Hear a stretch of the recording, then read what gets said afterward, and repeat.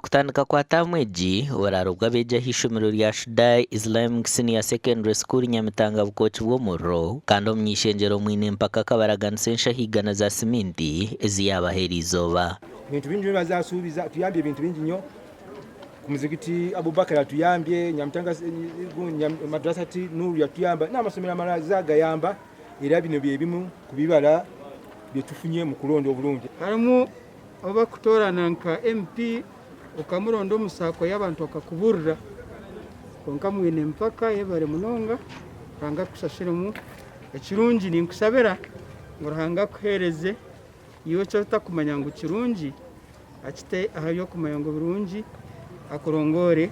Assalamu alaikum wa rahmatullahi wa barakatuh. Takbir, Allahu akbar, takbir. Abamuyenga Church of Uganda bariyo nubombeke kansansiya nawe yabahensha ho 50 okubakwatiraho.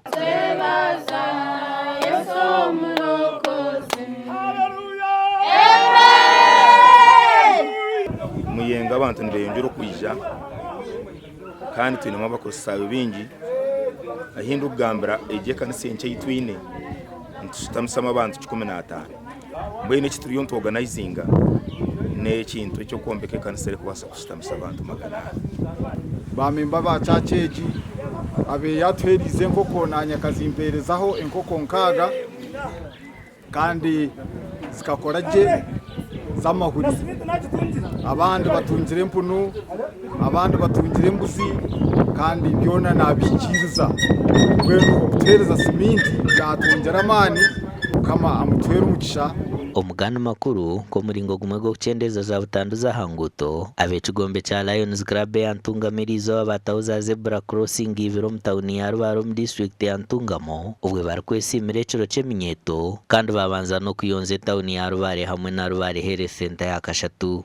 Yemwe twagita hano ahari bize twaronda umwanya guri bize okuza ha church. There is a church there twine Rubare Muslim School abana ba crossinga kandi n'abasabazi abakora marugo ruguru nibazakabari mbwene twari bashiye cetengo tuyamba abantu bitu aba crossinga ruguto tucheneze accidents.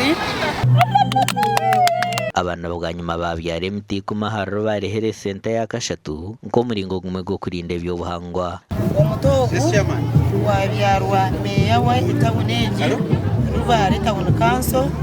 Ejamiti icyo kubanza ne yamba kuyamba abantu kujya mu ebijuma abo kuyamba cyitwa cya hanga campaign kandi ho nat preserving an environment yitu kugira ngo abantu bakozise munonge bibura environment isiyonda yabade so tugeza ku restoring environment ngene cyo ninkisimira aba Lions Club ndine bugarcho Land Israel.